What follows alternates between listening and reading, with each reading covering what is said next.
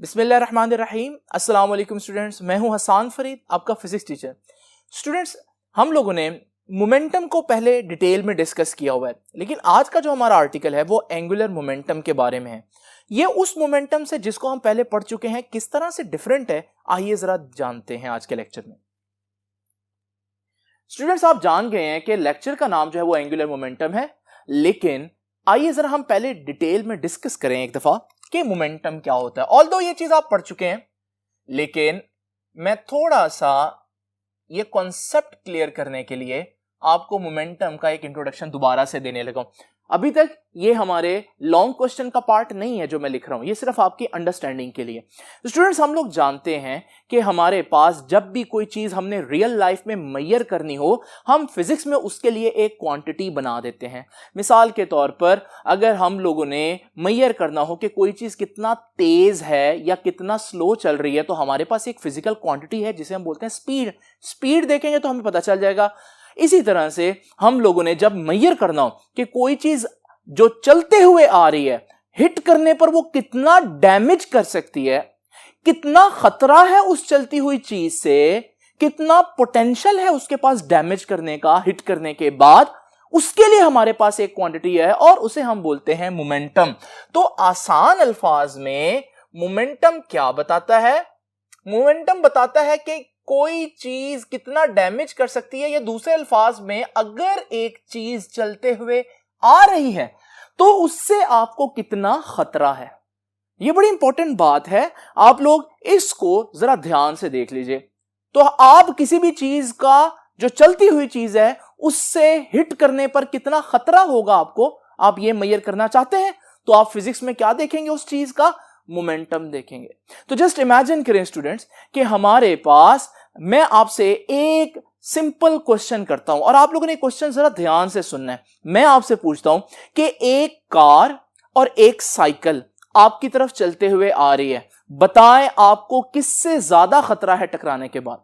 आप फौरन से कहेंगे कि सर गाड़ी से हमें ज्यादा खतरा है, क्योंकि गाड़ी एक हैवी चीज है, उसका मैस ज्यादा है, और साइकिल का मैस कम है, तो ज्यादा मैसिव चीज होगी तो उससे खतरा भी ज्यादा होगा। लेकिन स्टूडेंट्स, जरा मैं इस क्वेश्चन को थोड़ा सा चेंज करता हूं। मैं आपसे पूछता हूं कि गाड़ी 1 मीटर पर सेकंड की स्पीड से चल रही है बस, और साइकिल 400 मीटर पर सेकंड की स्पीड से चल रही है। अब बताएं आपको खतरा किससे ज्यादा है? अब फौरन से आप गाड़ी को छोड़कर किसकी तरफ अपना आंसर ले जाएंगे? साइकिल की तरफ, क्योंकि आप जानते हैं कि खतरा सिर्फ इस बात से अंदाजा नहीं लगाया जा सकता कि किसी चीज का मैस कितना है, बल्कि यह बात भी इंपॉर्टेंट है कि वो मैस कितनी स्पीड से आ रहा है। तो इसका मतलब अगर आप खतरे का अंदाजा लगाना चाहते हैं तो मैस के साथ साथ स्पीड यानी कि वेलोसिटी भी हम कह सकते हैं इंपॉर्टेंट है। और ये मैस और वेलोसिटी का प्रोडक्ट आपको खतरा बता रहा है, और खतरा तो क्या होता है? मोमेंटम। तो हम कहेंगे भाई ये उस चीज का मोमेंटम है।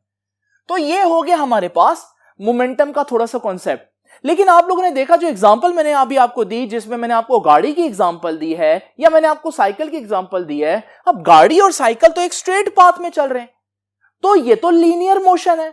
तो मैं कहूंगा भाई ये खतरा तो है, मोमेंटम तो है इनके पास, लेकिन कौन सा मोमेंटम कह दूंगा? Linear momentum. तो स्टूडेंट्स, ये जो आपके पास P होता है ना, ये है हमारे पास लीनियर मोमेंटम। तो ये तो हो गई हमारे पास पहली चीज, और ये आप लोग चैप्टर नंबर 3 में ऑलरेडी पढ़ चुके हैं। चैप्टर नंबर 3 में आप लोगों ने मोमेंटम का आर्टिकल पढ़ा, और मोमेंटम के आर्टिकल में आप लोगों ने ये सारी चीजें पढ़ी हैं। नाउ स्टूडेंट्स, एक और बड़ी इंपॉर्टेंट बात, अगर आप चैप्टर नंबर 3 के उस आर्टिकल में जाएं तो चैप्टर नंबर 3 में वो मोमेंटम का एक और नाम लिख रहा है, और वो है क्वांटिटी ऑफ मोशन, कि किसी चीज के पास कितनी मोशन है, या दूसरे अल्फाज में वही है कि कोई चीज कितनी खतरनाक है, कि उससे कितना बचना। जिसका मोमेंटम ज्यादा होगा, इसका मतलब हिट करने के बाद वो बहुत ज्यादा मोमेंटम ट्रांसफर करेगी, उससे बचना बहुत जरूरी है। तो स्टूडेंट्स, लीनियर मोमेंटम का एक और नाम या डेफिनेशन कह सकते हैं, और वो क्या है कि ये मोमेंटम क्या बताता है? Quantity of motion. ठीक है जी, ये इसकी डेफिनेशन याद रखिएगा क्योंकि आगे यूज होगी। ये वो मोमेंटम है जिसको हम पहले पढ़ चुके हैं चैप्टर नंबर 3 में। लेकिन आज जो हमारे पास मोमेंटम है ना, वो मोमेंटम तो है लेकिन उसके साथ एक वर्ड लगा हुआ है, और वो वर्ड क्या है? एंगुलर। एंगुलर क्या होता है? जब भी कोई चीज अपने एक्सिस पर रोटेट करे, यानी कि स्पिन करे, जैसे जमीन अपने एक्सिस पर रोटेट कर रही है, जैसे व्हील अपने एक्सिस पर रोटेट कर रहा है, जैसे पंखा अपने एक्सिस पर रोटेट कर रहा है, तो हम कहते हैं ये चीज घूम रही है, यानी कि इसके पास एंगुलर मोशन है, लीनियर मोशन नहीं है गाड़ी वाली। तो अब हमारे पास फिर एंगुलर मोमेंटम क्या हुआ? मोमेंटम तो वही होता है, खतरा, लेकिन किसका मोमेंटम? एंगुलर मोशन में जो चीजें हैं, वो चीजें जो घूम रही हैं, उनसे कितना खतरा है। तो वो क्वांटिटी जो ये बताएगी कि घूमती हुई चीजों के पास कितना मोमेंटम है, वो हमारे पास क्या होगी? Angular momentum. तो आपने देखा कि मोमेंटम की एक और टाइप भी है, और वो है एंगुलर मोमेंटम, और उसको मैं एल से रिप्रेजेंट करता हूं। ठीक है जी, सिंबल याद रखिएगा, लीनियर मोमेंटम का सिंबल पी है, एंगुलर मोमेंटम का सिंबल एल है। अब आप सोचेंगे भाई खतरा तो खतरा होता है, चीज घूम रही हो या चीज स्ट्रेट लाइन में चल रही हो तो खतरा तो एक जैसा ही होगा। अगर मेरे पास ये एक फैन है जो कि प्लास्टिक से बना हुआ है, हल्के मटेरियल से, इसका मास कम है, बिल्कुल इस जैसा एक और फैन लेता हूं, लेकिन वो फैन जो है वो लोहे जैसे हैवी मटेरियल से बना हुआ है। आप बताएं, जब दोनों एक ही स्पीड पर चल रहे होंगे, क्या दोनों का एक जैसा खतरा होगा? अगर मैं आपसे कहूं आपकी उंगली लगे किस फैन पर, तो आपको ज्यादा दर्द होगी। आप फौरन कहेंगे सर ये जो लोहे का फैन है ना, ये ज्यादा डैमेज करेगा, इसका मतलब उससे ज्यादा खतरा है। हालांकि एक जैसे फैन है, लेकिन एक का मैस ज्यादा है, तो इसका मतलब वो ज्यादा डेंजरस है। तो मैं कहूंगा कि जितना मैस ज्यादा, उतना घूमती हुई चीजों का मोमेंटम ज्यादा। और ये बात कोई इतनी मसले वाली नहीं है, तो मैस पहले भी आया था। अब जरा इमेजिन करें, मैं आपके पास एक जैसे दो फैन लेता हूं, एक फैन कम स्पीड पर मूव कर रहा है, जबकि दूसरा फैन जो है वो ज्यादा स्पीड पर मूव कर रहा है। अब मैं आपसे पूछता हूं कि इनमें से कौन डेंजरस है? किसको आप हाथ लगाने से डरेंगे? आप फौरन कहेंगे सर जो ज्यादा स्पीड में है ना, वो ज्यादा डेंजरस है। इसका मतलब जब घूमती हुई चीजें हो तो उनका खतरा जो है वो भी स्पीड पर डिपेंड करता है। और ये बात भी इतनी ज्यादा आपको शॉक नहीं करेगी, क्योंकि ये चीज हम लोगों ने पहले पढ़ी है। लेकिन स्टूडेंट्स, अब जो इंपॉर्टेंट बात है वो ये देखने वाली है कि अगर मैं आपसे कहूं कि ये मेरे पास एक स्टिक है और ये दूसरी स्टिक है, एक की लेंथ ज्यादा है, एक की लेंथ कम है। सपोज करें एज अ टीचर मुझे आपको मारना पड़ता है, आपका दिल होगा मैं किस छड़ी से ना मारूं? आप फौरन कहेंगे सर बड़ी वाली छड़ी से। अगर दोनों का मैस और दोनों की स्पीड सेम हो, फिर भी आप बड़ी वाली छड़ी से ज्यादा डरेंगे, क्योंकि एंगुलर मोमेंटम जब चीजें घूम रही हो तो याद रखिएगा जितना हमारे पास सेंटर से डिस्टेंस ज्यादा होगा उतना हमारे पास खतरा बढ़ जाएगा, वो डैमेज ज्यादा करेगा हिट करने पर। यानी कि एंगुलर मोमेंटम, घूमती हुई चीजों का मोमेंटम, एक और चीज पर भी डिपेंड कर रहा है, और वो है उस चीज का साइज। तो ये आप देख सकते हैं कि तीन चीजों पर डिपेंड कर रहा है। और याद रखिएगा जितना साइज बड़ा होगा उतनी उस चीज का डैमेज करने की एबिलिटी ज्यादा होगी, क्योंकि उसके पास एंगुलर मोमेंटम ज्यादा होगा। यही वजह है कि आप छोटी छुरी की बजाय फल काटने के लिए बड़ी छुरी यूज क्यों करते हैं? क्योंकि बड़ी छुरी जो है उसका साइज बड़ा है, जब उसका रेडियस ज्यादा होगा तो उसका एंगुलर मोमेंटम भी ज्यादा होगा। तो हमारे पास ये लीनियर मोमेंटम था, जबकि ये जो एल है ये है हमारे पास एंगुलर मोमेंटम। तो थोड़ा सा तो आपको आइडिया हो गया कि घूमती हुई चीजों के मोमेंटम का मतलब क्या बनता है, और सीधे चलती हुई चीजों के लीनियर मोशन में जो चीजें उनका मोमेंटम का मतलब क्या बनता है। तो स्टूडेंट्स, ये तो थोड़ा सा आइडिया मैंने आपको दिया कि आज का टॉपिक चैप्टर नंबर 3 के टॉपिक से किस तरह से डिफरेंट है। लेकिन अब हम जरा डिटेल में डिस्कस करते हैं कि एंगुलर मोमेंटम की डेफिनेशन क्या होगी। तो यहां सबसे पहली हेडिंग जो हम देंगे बच्चों वो होगी एंगुलर मोमेंटम। इससे पहले जो मैंने लिखा वो सारा का सारा कॉन्सेप्ट है, ये वाली सारी चीज। तो आपका आर्टिकल यहां से बकायदा स्टार्ट होगा। और मेरी बात याद रखिएगा, मैंने यहां पर आपको फार्मूला डायरेक्ट दे दिया कॉन्सेप्ट के लिए, लेकिन ये फार्मूला भी मैं आपके सामने डिराइव करूंगा आज के लेक्चर में। नाउ स्टूडेंट्स, जब हम बात करते हैं एंगुलर मोमेंटम की डेफिनेशन की, तो मैं आपके सामने ना पहले वो डेफिनेशन लिख दूं जो आपकी बुक ने पेज नंबर 110 पर ये ग्रीन वर्ड्स में लिखी है। मैं ये डेफिनेशन आप लोगों के सामने लिखता हूं और फिर मैं आपको बताता हूं इस डेफिनेशन में इंपॉर्टेंट बात क्या है। तो ये देखिए डेफिनेशन क्या कह रही है। A body is said to possess angular momentum. हम कहेंगे एक बॉडी के पास एंगुलर मोमेंटम है when its angular position changes with respect to या with reference to an axis। जब हमारे पास कोई भी बॉडी इस तरह से मूव करे कि किसी रेफरेंस एक्सिस से उसकी एंगुलर पोजीशन बार बार चेंज हो, तो मैं कहूंगा उस बॉडी के पास एंगुलर मोमेंटम है। मिसाल के तौर पर हमारे पास ये एक एक्सिस है और इस एक्सिस से एक पत्थर बंधा हुआ है और वो पत्थर इसके गिर्द इस तरह से मूव कर रहा है कि इस एक्सिस के लिहाज से उसका एंगल बार बार चेंज हो रहा है। तो मैं क्या कहूंगा, क्योंकि ये पत्थर इस तरह से मूव कर रहा है कि इस एक्सिस के लिहाज से इसका एंगुलर पोजीशन चेंज हो रही है, तो मैं कहूंगा इसके पास एंगुलर मोमेंटम है।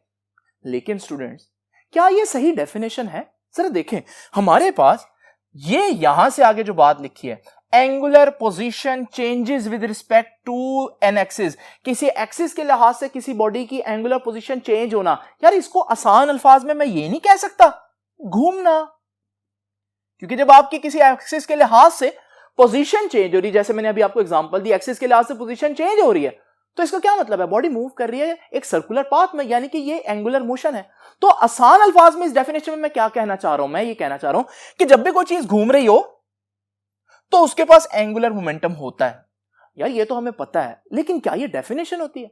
क्या लीनियर मोमेंटम को हम लोगों ने चैप्टर नंबर 3 में इस तरह से डिफाइन किया था? क्या हमने ये बोला था जब भी कोई चीज स्ट्रेट लाइन में चल रही है तो हम कहेंगे उसके पास लीनियर मोमेंटम है, तो जब भी कोई चीज घूम रही हो तो क्या हम ये कहेंगे उसके पास एंगुलर मोमेंटम है? भाई उसके पास एंगुलर वेलोसिटी भी तो होती है, एंगुलर डिस्प्लेसमेंट भी तो होता है, एंगुलर एक्सेलरेशन भी हो सकता है। तो इसका मतलब ये जो आपकी डेफिनेशन लिखी हुई ना बुक में, एक्चुअली में ये डेफिनेशन इतनी अच्छी नहीं है। कॉन्सेप्ट वाइज आपको ये बस ये बता रही है कि अगर कोई चीज घूम रही हो ना तो उसके पास एंगुलर मोमेंटम होता है, वो तो हमें पता है। लेकिन अगर हम इसकी कॉन्सेप्चुअल डेफिनेशन देखें तो वो क्या बनेगी, ये देखें कि लीनियर मोमेंटम को क्या बोला था, याद है? क्वांटिटी ऑफ मोशन, बताता है डैमेज कितना है। तो यहां पर फिर एंगुलर मोमेंटम को हम क्या कह सकते हैं? हम एंगुलर मोमेंटम को कह सकते हैं कि एंगुलर मोमेंटम भी क्वांटिटी ऑफ मोशन है, लेकिन ये किस मोशन की क्वांटिटी बताती है? तो आप कहेंगे क्वांटिटी ऑफ मोशन नहीं, वो लीनियर था, हम कहेंगे क्वांटिटी ऑफ एंगुलर मोशन। तो ये भी एक इसकी डेफिनेशन हो सकती है। और अगर हम बात करें, ये पहली है आपकी बुक की डेफिनेशन, ठीक है जी, तो मैं इसको लिख देता हूं कि ये बुक डेफिनेशन है। फिर अगर हम देखें ये जो आपके पास दूसरी डेफिनेशन है, ये क्या है? ये कॉन्सेप्चुअल डेफिनेशन है। और अगर हम बात करें एक मैथमेटिकल डेफिनेशन की, तो याद रखिएगा मैथमेटिकल डेफिनेशन क्या है? इसकी डेफिनेशन क्या थी? What is linear momentum? Product of mass and velocity, mass और वेलोसिटी का जो प्रोडक्ट है, मल्टीप्लिकेशन है, वो लीनियर मोमेंटम है। इस तरह से यहां पर याद रखिएगा एंगुलर मोमेंटम क्या होता है जी? जो आर है, पोजीशन वेक्टर आर, और वो जो लीनियर मोमेंटम होता है उसका क्रॉस प्रोडक्ट, ये आपने चैप्टर नंबर 2 में पढ़ा हुआ है, उसका क्रॉस प्रोडक्ट क्या कहलाता है? Angular momentum. तो यहां से इसकी मैथमेटिकल डेफिनेशन आती है। तो हम कह सकते हैं कि एंगुलर मोमेंटम क्या होता है? कि angular momentum is defined as cross product किस किस का? ये आर है, position vector R, position vector R, and दूसरी क्या चीज है? P, linear momentum, and linear momentum. तो ये है असल डेफिनेशन, जहां से थोड़ा आपको आइडिया होगा कि एंगुलर मोमेंटम होता क्या। तो ये बुक की डेफिनेशन है, ये कॉन्सेप्चुअल डेफिनेशन है, और ये हमारे पास मैथमेटिकल डेफिनेशन है। सबका अपना अपना फायदा है। तो आप लोगों के सामने मैंने तीनों बातें लिख दी हैं। अब जरा स्टूडेंट्स हम देखते हैं कि ये जो हमारे पास एंगुलर मोमेंटम है, इसका यूनिट और डायमेंशंस क्या होंगी। तो देखते हैं जी, यहां पर लिख देता हूं मैं,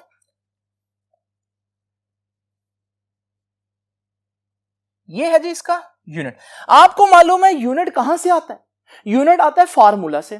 अच्छा, फार्मूला मैंने आपके सामने ऑलरेडी एक लिख दिया हुआ और ये फार्मूला जरा देखते हैं। इसमें हमारे पास m क्या है? मैस, और मैस का यूनिट क्या होता है स्टूडेंट्स? किलोग्राम। साथ हमारे पास v क्या है? स्पीड, और स्पीड का यूनिट क्या होता है? मीटर्स पर सेकेंड। साथ हमारे पास r डिस्टेंस है, और डिस्टेंस का यूनिट क्या होता है? मीटर। तो स्टूडेंट्स हमारे पास क्या बना है? अगर मैं इसको सॉल्व करूंगा तो ये बन जाएगा kilogram metre into metre, metre square हो जाएगा, और पर सेकेंड। इसको स्टूडेंट्स याद रखिएगा जाउल सेकेंड भी कहते हैं। ये बड़ी इंपॉर्टेंट बात है। ये है हमारे पास इसके यूनिट, ये एक ही यूनिट है, ये बेस यूनिट्स में मैंने लिख दिया, और ये हमारे पास डिराइव में लिखा हुआ है, ठीक है जी। तो जाउल सेकेंड या किलोग्राम मीटर स्क्वायर पर सेकेंड एंगुलर मोमेंटम का यूनिट है। और अगर आपसे कोई पूछे जाउल सेकेंड और किस चीज का यूनिट है, तो फौरन बताना है आप लोगों ने प्लांक्स कांस्टेंट का। प्लांक कांस्टेंट आप लोगों ने पढ़ा हुआ है ना, केमिस्ट्री में भी पढ़ा हुआ है, फिजिक्स में आगे चल के पढ़ेंगे सेकेंड ईयर में। तो ये प्लांक कांस्टेंट का यूनिट और एंगुलर मोमेंटम का यूनिट सेम होता है। अब जरा देखते हैं इसकी डायमेंशंस क्या निकलेंगे स्टूडेंट्स। यहीं पर हम इसकी डायमेंशन भी डिस्कस कर लेते हैं।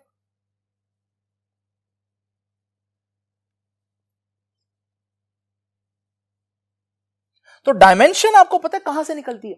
अगर आपके पास यूनिट लिखा हो ना तो डायमेंशन आ जाता है बेस यूनिट से। ये बेस यूनिट मैंने आपके सामने लिखा है। क्या है बेस यूनिट जी? दोबारा लिख देता हूं यहां पर, किलोग्राम मीटर स्क्वायर पर सेकेंड। ये है हमारे पास डायमेंशन।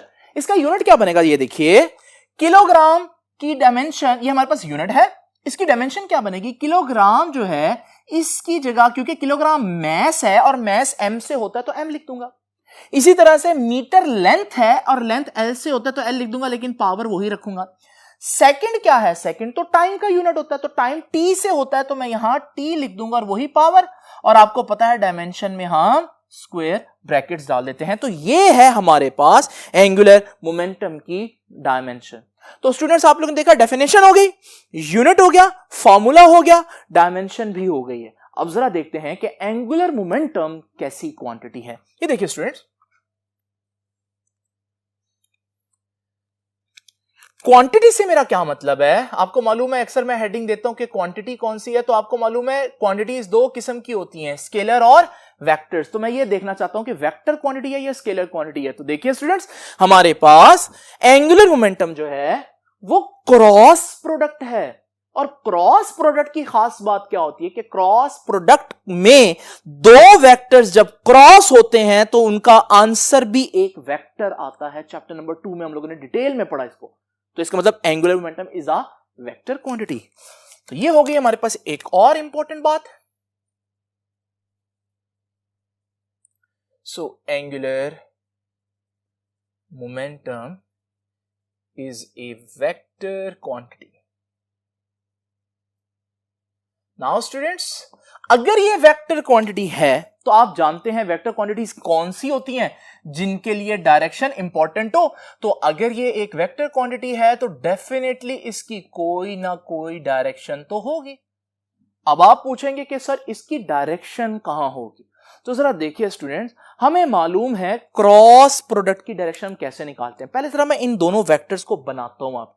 तो ये हमारे पास इस पॉइंट से, इस पॉइंट O से एक कुछ डिस्टेंस पर, इस पॉइंट O से कुछ डिस्टेंस पर एक पॉइंट मैस है, एक बहुत छोटा मैस है, इसे हम बोलूंगा पॉइंट मैस। जब हमारे पास ये बहुत छोटा मैस होगा, सपोज करें इसका मोमेंटम इस वक्त इधर है, ठीक है जी, ये इसका मोमेंटम का वेक्टर है। और पॉइंट जो है वो हमारे पास पॉइंट मैस O से इतना दूर है, ये हमारे पास इसका पोजीशन वेक्टर हो गया। आप देख रहे हैं कितने एंगल पर है? थीटा एंगल पर। अब आप लोगों को याद है कि जब हम दो वेक्टर्स का क्रॉस लेते हैं तो उसमें हम क्या करते हैं? हम राइट हैंड रूल यूज करते हैं। और याद रखिएगा, जब दो वेक्टर्स का क्रॉस लेते हैं तो वो जो आंसर आता है वो उन दोनों के प्लेन के परपेंडिकुलर होगा। यानी अगर हमारे पास ये R है, ये P है, ये आपके व्हाइट बोर्ड के प्लेन के ऊपर है वेक्टर्स, तो आपका जो वेक्टर आएगा क्रॉस के बाद वो इस प्लेन से बाहर होगा या प्लेन के अंदर होगा, यानी इस प्लेन में नहीं होगा, परपेंडिकुलर होगा इस प्लेन के। तो यहां से एक बात हम लोगों ने देखी और वो ये कि हमारे पास डायरेक्शन जो है, किसकी डायरेक्शन डिस्कस कर रहे हैं, एंगुलर मोमेंटम। मैं यूं लिख देता हूं AM, एंगुलर मोमेंटम, जिसको मैंने L सिंबल दिया। एंगुलर मोमेंटम की डायरेक्शन कहां होती है, direction of angular momentum is always perpendicular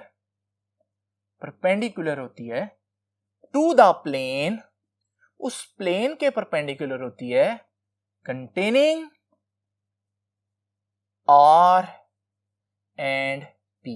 जिस प्लेन के अंदर ये दोनों वेक्टर्स आ जाएंगे उस प्लेन के परपेंडिकुलर एंगुलर मोमेंटम। मिसाल के तौर पर ये x एक्सिस में है, ये y एक्सिस में है, तो एंगुलर मोमेंटम कहां होगा, z एक्सिस में। क्लियर हो गया जी स्टूडेंट्स। तो ये देखिए हमारे पास डायरेक्शन के लिए ये डायरेक्शन फाइंड आउट कैसे करेंगे, याद रखना है आप लोगों ने, राइट हैंड रूल के जरिए। बहुत इंपॉर्टेंट बात है, एंगुलर मोमेंटम की डायरेक्शन फाइंड आउट की जा सकती है राइट हैंड रूल से। ये राइट हैंड रूल क्या कहता है मैं कई दफा आप लोगों को समझा चुका हूं, एक दफा फिर से देख लेते हैं। ये देखिए स्टूडेंट्स, हमारे पास ये एक पंखा है, ये पंखा रोटेट कर रहा है। अगर रोटेट कर रहा है, घूम रहा है, तो कुछ ना कुछ खतरा होगा घूमते हुए, यानी कि एंगुलर मोमेंटम तो होगा।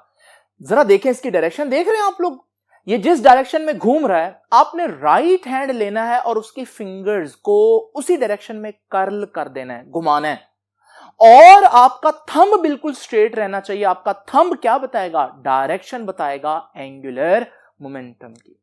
तो याद रखिएगा, यही डायरेक्शन हम लोगों ने एंगुलर वेलोसिटी के लिए भी पढ़ी थी। तो हम कह सकते हैं जहां एंगुलर वेलोसिटी की डायरेक्शन होती है वहीं एंगुलर मोमेंटम की भी डायरेक्शन होती है। तो आप लोगों ने देखा कि राइट हैंड रूल जो है वो आपको बता सकता है किसी भी चीज के एंगुलर मोमेंटम की डायरेक्शन निकालने के लिए। जरा देखते हैं, हमारे पास ये एक व्हील घूम रहा है, बताएं इसका एंगुलर मोमेंटम कहां होगा, वही राइट हैंड रूल लगाएं तो आपके पास ये इसका एंगुलर मोमेंटम का वेक्टर होगा। इसी तरह से हमारे पास एक हमारी जो वर्ल्ड है, हमारी जो दुनिया है वो घूम रही है, और हमारे पास जब ये दुनिया घूम रही होगी इस एक्सिस पर, तो हमारे पास डायरेक्शन जो है वो एंगुलर मोमेंटम की ऐसे होगी।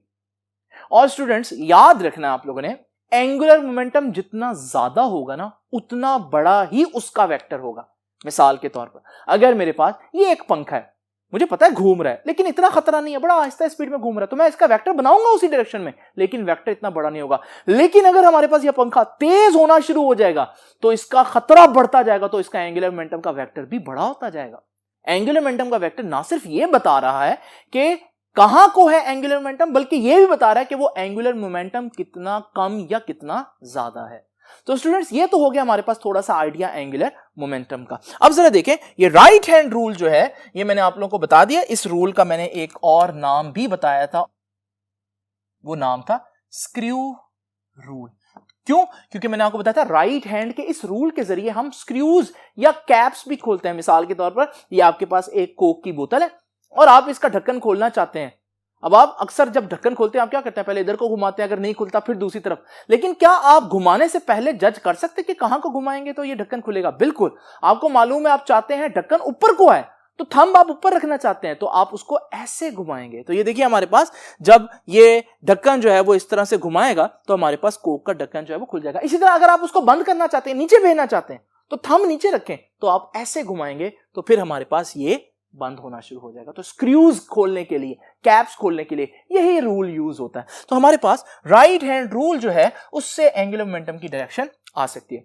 स्टूडेंट्स आपकी बुक ने पेज नंबर 110 के ऊपर ये सारी इंफॉर्मेशन जो है वो इस तरह से दी है। आप देख रहे हैं कोई हेडिंग नजर नहीं आ रही, इस वजह से आपके सामने मैंने ये सारी हेडिंग्स जो हैं वो बना दी हैं कि पहले डिफाइन करना है, फिर यूनिट, और फिर क्वांटिटी और डायरेक्शन, और फिर आप लोगों ने राइट हैंड रूल को एक्सप्लेन करना है। ये सारी चीजें आपकी बुक ने इसी पेज के ऊपर लिखी हुई हैं। मिसाल के तौर पर ये जो डेफिनेशन मैंने आप लोगों के सामने लिखी है ये आपको ये ग्रीन वर्ड्स में मिल रही है। इसी तरह से हमारे पास ये जो यूनिट है ये भी आपको यहां पर इसी पेज के ऊपर नजर आ रहा है, ये फॉर्मूला भी आपको इसी पेज के ऊपर नजर आ रहा है। इसी तरह से स्टूडेंट्स आपके पास जो क्वांटिटी है कि एंगुलर मोमेंटम कैसी क्वांटिटी है, वेक्टर क्वांटिटी है, तो ये बात भी उन्होंने यहां पर मेंशन की हुई है।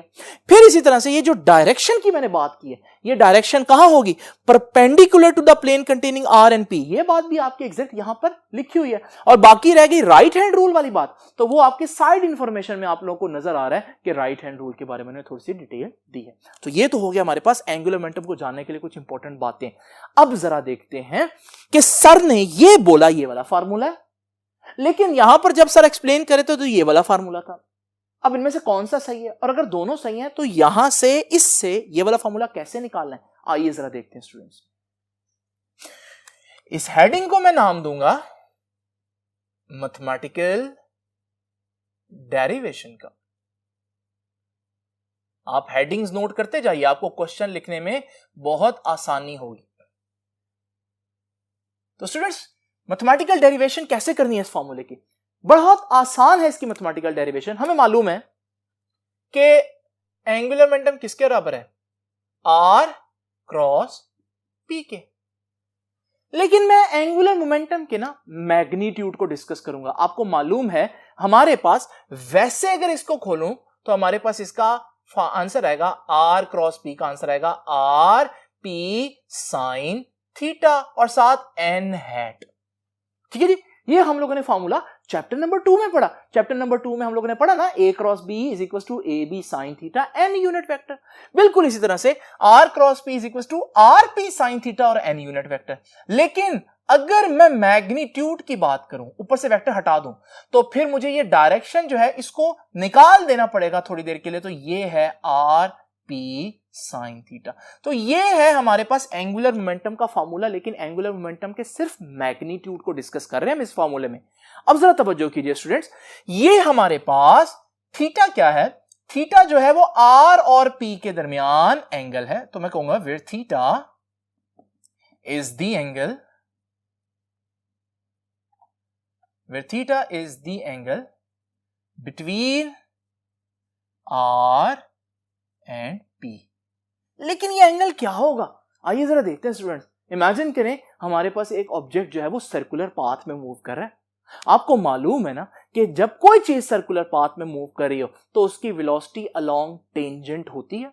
हमें कैसे पता चला अलोंग टेंजेंट होती है, क्योंकि अगर सर्कल में मूव करते करते कहीं पर उसकी रस्सी या धागा टूट जाए तो कहां चला जाएगा ऑब्जेक्ट, सीधा टेंजेंट की डायरेक्शन में। इसका मतलब उस पॉइंट पर उसकी वेलोसिटी कहां थी, अलोंग टेंजेंट थी। तो फिर वो टेंजेंट में जा क्यों नहीं रहा था, रस्सी उसको मजबूर कर रही थी सर्कुलर पाथ में मूव करने पर। जैसे ही रस्सी खत्म हुई तो सेंट्रीपिटल फोर्स खत्म हो गई। अब उसका सर्कल में रिवॉल्व करने का कोई जवाब नहीं बचा और वो हमारे पास टेंजेंट की डायरेक्शन में निकल गया। तो वेलोसिटी कहां होती है, टेंजेंट। अब मैं आपको ये क्यों बता रहा हूं, जरा स्टूडेंट देखिएगा। याद है linear momentum, linear momentum velocity से निकलता है, तो वेलोसिटी की जो डायरेक्शन वो ही मोमेंटम की डायरेक्शन। और वेलोसिटी कहां होती है, टेंजेंट में। तो मोमेंटम भी कहां होगा, घूमती चीजों का टेंजेंट में होगा।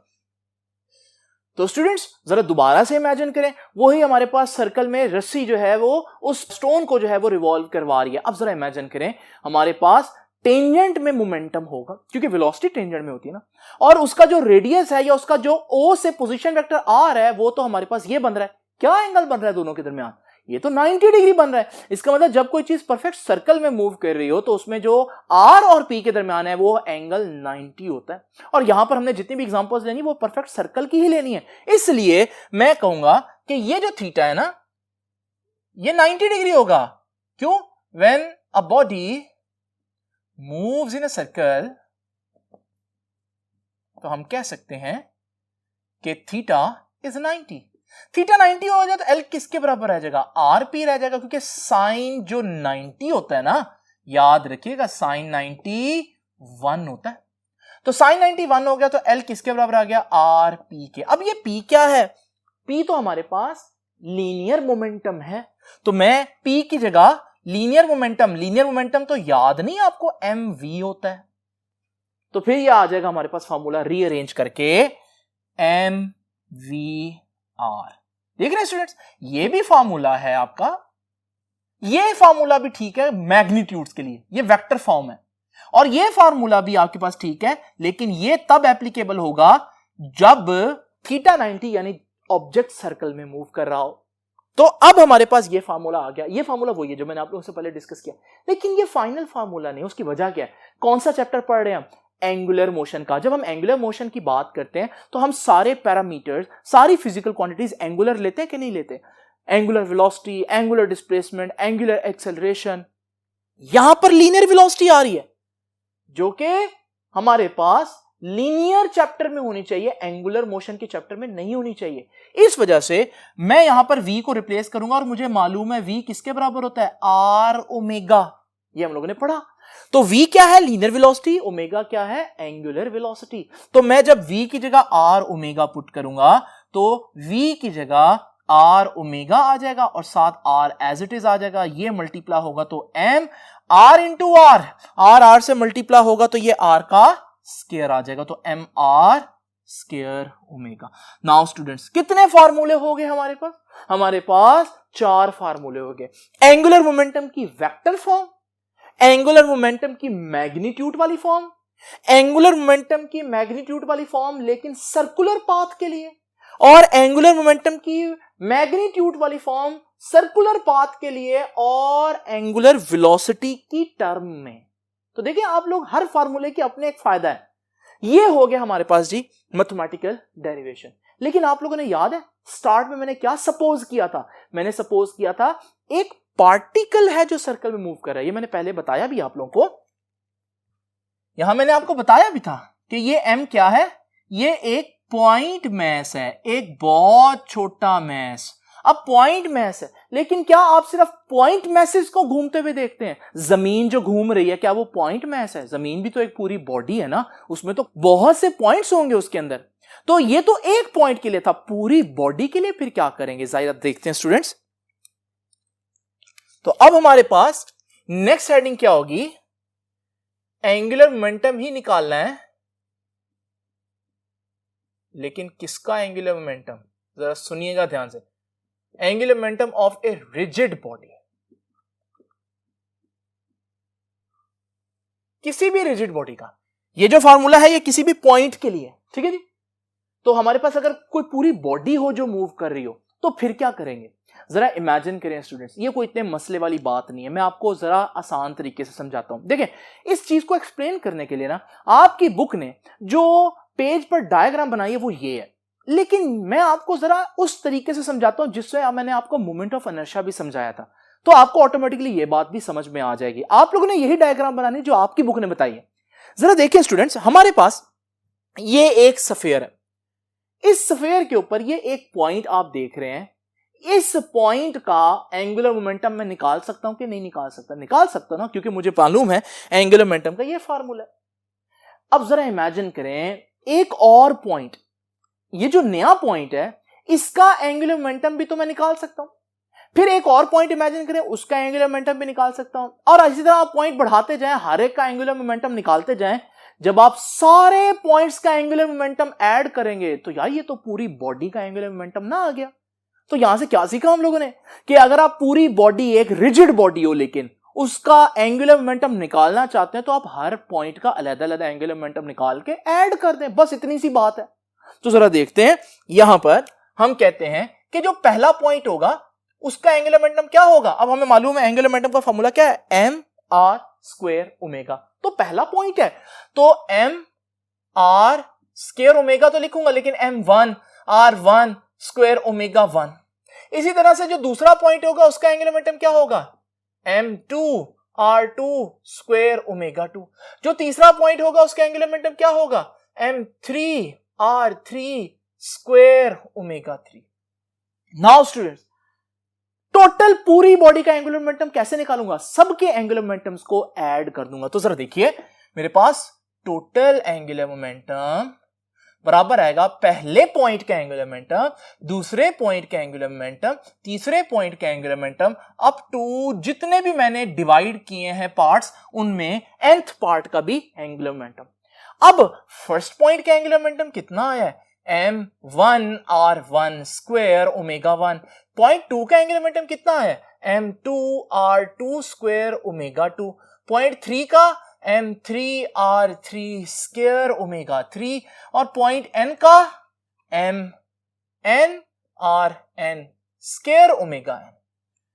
नाउ स्टूडेंट्स, कोई चीज कॉमन आ रही है, कुछ भी कॉमन नहीं लग रहा, लेकिन एक चीज जो है वो यहां पर कॉमन बन जाएगी अगर आप मेरी बात ये तवज्जो से सुनेंगे। ये देखिए स्टूडेंट, हमारे पास ये एक बॉडी सर्कल में मूव कर रही है।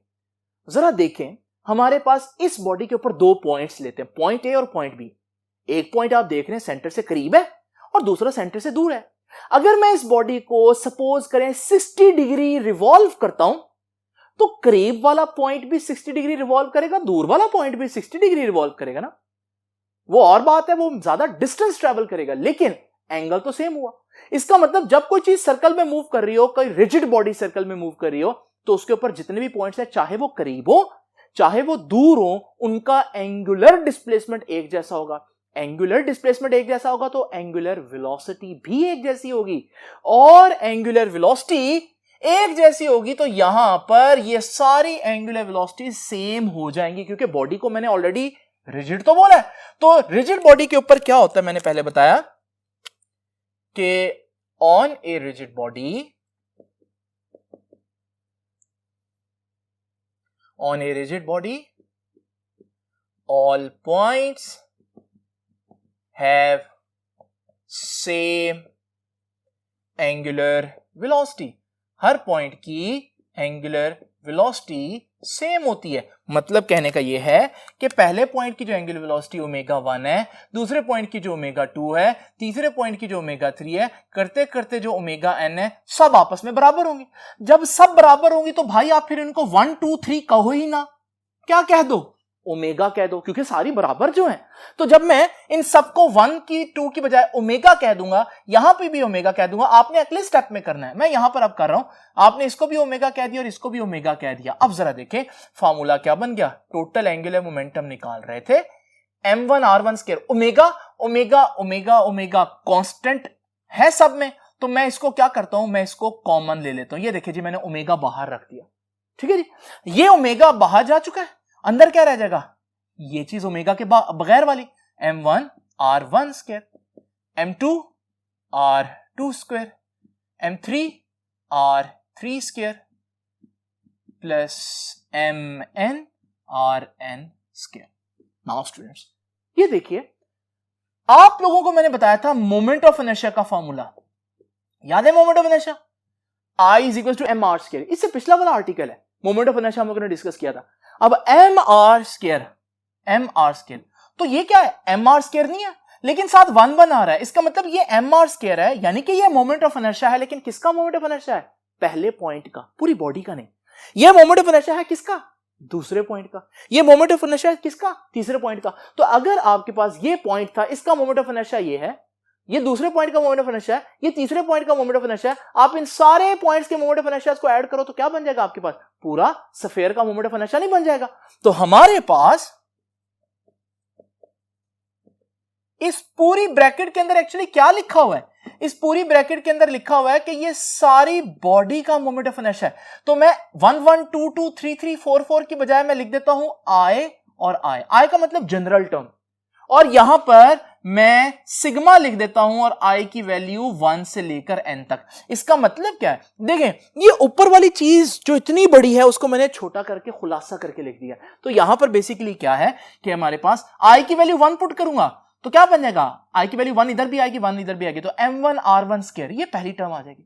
फिर सिग्मा क्या कहता है, एक प्लस लगाओ, फिर I की वैल्यू 2 पुट करो, 2 2 पुट करूंगा, ये वाली टर्म आ जाएगी, फिर सिग्मा प्लस लगाएगा, फिर 3 पुट करूंगा, ये टर्म आ जाएगी। और कहां तक पुट करते जाना है, वो देखो ऊपर अपर लिमिट लिखी हुई है n तक। तो जब n पुट करेंगे ये सारी चीज आपके पास मोमेंट ऑफ इनर्शिया आ जाएगी पूरी बॉडी। तो इसका मतलब किसी पॉइंट का मोमेंट ऑफ इनर्शिया तो हम लोगों ने निकाला हुआ था, लेकिन हम किसी भी रिजिड बॉडी का मोमेंट ऑफ इनर्शिया भी आसानी से निकाल सकते हैं। लेकिन उसके लिए आपको क्या करना पड़ेगा, पूरी बॉडी के हर पॉइंट का अलग-अलग कैलकुलेशन करके उनको ऐड करके टोटल आंसर निकालना पड़ेगा। ये बात आपको इस पेज पर लिखी हुई नजर आ रही है और ये फार्मूला भी आप लोगों को नजर आ रहा है, लेकिन जो डायग्राम है साइड पर आप लोगों ने ये वाली बनानी है। मैंने आपको इसको स्फीयर के कॉन्सेप्ट से समझाया क्योंकि उससे जरा थोड़ा आसान है। आइए अब चलते हैं इस लेक्चर की लास्ट चीज की तरफ, और वो है टाइप्स ऑफ एंगुलर मोमेंटम।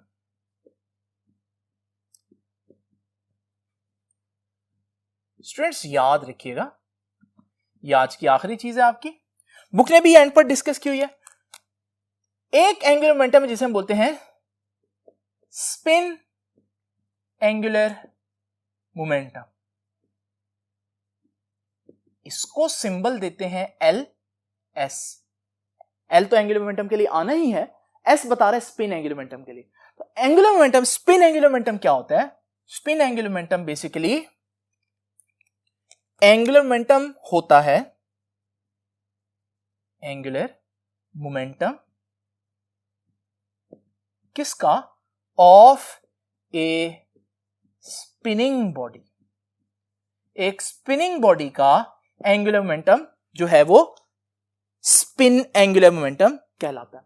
अब ये हमारे पास दो टाइप्स क्यों हैं? हमने पढ़ा कि एंगुलर मोमेंटम कब होगा? जब भी कोई चीज घूम रही होगी। ये जो घूमना है ना, उर्दू में जैसे हम कहते हैं घूमना, घूमना दो तरह से होता है।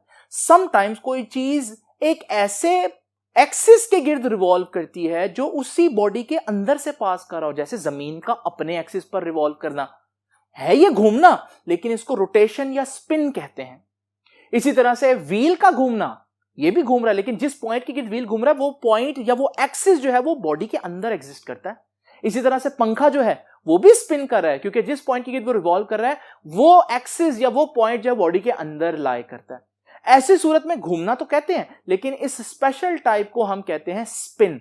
और जब चीज स्पिन कर रही हो तो उसका एंगुलर मोमेंटम जो है वो स्पिन एंगुलर मोमेंटम बनता है। और आप इसकी एग्जांपल आगे दे सकते हैं, स्पिनिंग ऑफ अर्थ,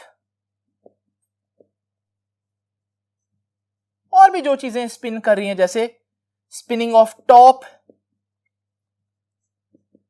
ये जो हमारे पास लट्टू होता है, ये जो घूम रहा है ये भी एक स्पिन कर रहा है। इसी तरह ये जो डांसर्स होते हैं जो स्केट डांसिंग करते हैं, ये भी अपने एक्सिस पर रोटेट करते हैं, ये भी हमारे पास स्पिनिंग में ही आ जाता है। और आपकी बुक ने ये एग्जांपल भी दी है स्पिनिंग की, तो यहां ये बुक ने डेफिनेशन दी है और साथ ये एग्जांपल भी बुक ने दिया। अब ये दूसरी टाइप की स्पिनिंग क्या होती है? दूसरी टाइप की एंगुलर मोमेंटम क्या होता है? उसे हम बोलते हैं ऑर्बिटल एंगुलर मोमेंटम।